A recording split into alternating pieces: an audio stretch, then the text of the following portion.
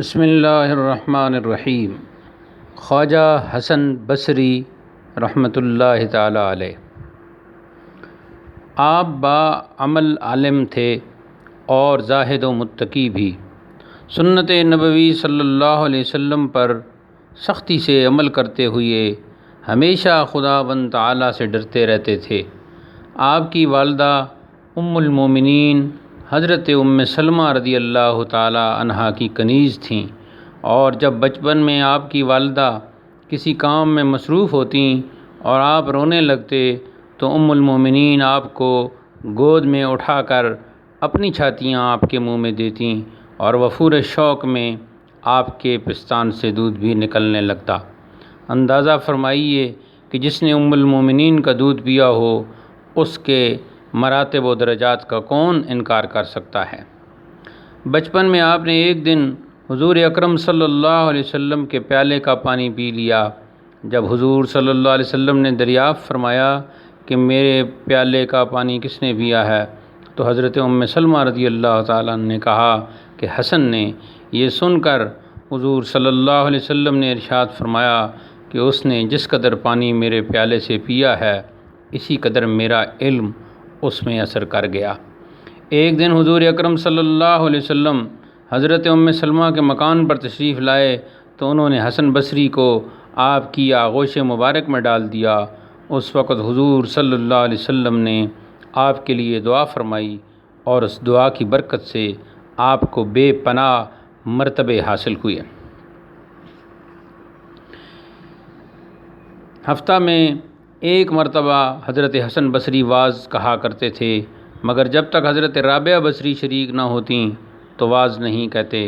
لوگوں نے عرض کیا کہ آپ کے واعظ میں تو بڑے بڑے بزرگ حاضر ہوتے ہیں، پھر آپ صرف ایک بوڑھی عورت کے نہ ہونے سے واعظ کیوں ترک کر دیتے ہیں؟ فرمایا کہ ہاتھی کے برتن کا شربت چیونٹیوں کے برتن میں کیسے سما سکتا ہے؟ اور جب آپ کو دوران واعظ میں جوش آ جاتا تو رابعہ بصری سے فرماتے کہ یہ تمہارے ہی جوش و گرمی کا اثر ہے، یعنی تمہاری ہی عشق و محبت کا اثر ہے۔ ایک مرتبہ لوگوں نے سوال کیا کہ کیا آپ اپنے واعظ میں کثیر لوگوں کے اجتماع سے خوش ہوتے ہیں؟ فرمایا میں تو اس وقت مسرور ہوتا ہوں جب کوئی عشق الہی میں دل جلا آتا ہے۔ کسی نے سوال کیا کہ اسلام کیا ہے اور مسلمان کس کو کہتے ہیں؟ فرمایا کہ کتاب میں ہے، اور مسلمان۔ جب آپ سے دین کی بنیاد کے متعلق سوال کیا گیا تو فرمایا کہ تقوی دین کی اساس ہے، اور لالچ تقوی کو ضائع کر دیتا ہے۔ پوچھا گیا کہ جنت عدن کا کیا مفہوم ہے، اس میں کون داخل ہوگا؟ تو فرمایا اس میں سونے کے محلات ہیں، اور سوائے نبی کریم صلی اللہ علیہ وسلم کے صدیقین، شہداء اور عادل بادشاہ اور دیگر انبیاء کرام کے کوئی داخل نہیں ہو سکتا۔ آپ کے ایک ارادت مند کی یہ کیفیت تھی کہ آیات قرآنی سن کر بے ہوش ہو جاتا تھا۔ آپ نے فرمایا اپنے فعل میں اس امر کا لحاظ رکھا کرو کہ آواز نہ نکلنے پائے، کیونکہ آواز نکلنے سے ریاکاری محسوس ہونے لگتی ہے جو انسان کے لیے باعث ہلاکت ہے، اور اگر کسی پر حال طاری نہ ہو بلکہ وہ قصداً طاری کر لے اور کوئی نصیحت بھی اس پر کارگر نہ ہو تو وہ گناہ گار ہے، اور جو شخص قصداً یعنی جان بوجھ کر اس طرح کا رونا روتا ہے اس کا رونا شیطان کا رونا ہے۔ ایک سال بصرہ میں ایسا شدید قحط پڑا کہ 2 لاکھ افراد نماز استسقاء کے لیے بیرون شہر پہنچ گئے، اور ایک منبر پر حسن بصری کو بٹھا کر ہاتھ اوپر اٹھائے ہوئے دعا میں مشغول ہو گئے۔ لیکن آپ نے فرمایا اگر تم بارش کے خواہش مند ہو تو مجھ کو شہر بدر کر دو، اور اس وقت آپ کے روح مبارک سے خشیت الہی کے آثار ہویدہ تھے، یعنی ظاہر تھے، کیونکہ آپ ہمیشہ مصروف گریہ رہتے تھے اور کسی نے کبھی ہونٹوں پر مسکراہٹ نہیں دیکھی۔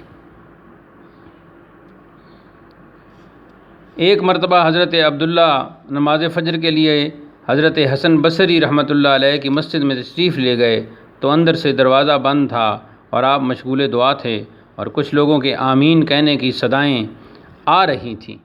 چنانچہ میں یہ خیال کر کے کہ شاید آپ کے ارادت مند ہوں گے۔ تو میں باہر ہی ٹھہر گیا، اور جب صبح کو دروازہ کھلا اور میں نے اندر جا کر دیکھا تو آپ تنہا تھے۔ چنانچہ فراغت نماز کے بعد جب صورتحال دریافت کی تو فرمایا کہ پہلے تو کسی سے نہ بتانے کا وعدہ کرو۔ پھر فرمایا یہاں جنات وغیرہ آتے ہیں اور میں ان کے سامنے واز کہہ کر دعا مانگتا ہوں، جس پر وہ سب آمین آمین کہتے ہیں۔